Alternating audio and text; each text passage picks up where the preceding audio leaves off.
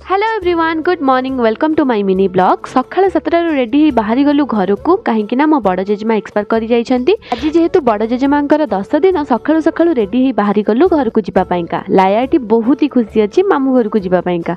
बाटरे भोक लगिबारु खाई देथिलु किछि दहीबरा। दहीबराटा बहुत ही टेस्टी थिला।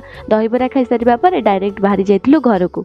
घरे पहुंची प्रथमे ड्रेस चेंज करी जाइथिलु तुठकु। तुठरे सब काम सरिबा परे थरु रिटर्न करी घरे पहुंची प्रथमे फ्रेश हो जाइथिलु। तापरे निज निज काम समस्ते लगी पड़ी। लाया एठी ता मौसी की चिक्की खुआई दौची। मौसी झियारी बहुत सारा कथबार्ता चली। एपटे आसी देखे तो पूजा मैडम बहुत ही सारा लाज। लंच टाइम गड़ी जाइथिबारु स्नैक्स पूरी डालमा खाई लंच कंप्लीट करिथिलु। लंच सरिबा परे टिके रेस्ट नहीं जाइथिली। उठिला बेलको हो जाइथिला संध्या। संध्यारे उठी देखे तो एमानकर चली बहुत ही सारा मस्ती। तो सेमानक पाखरे टिके जॉइन कली।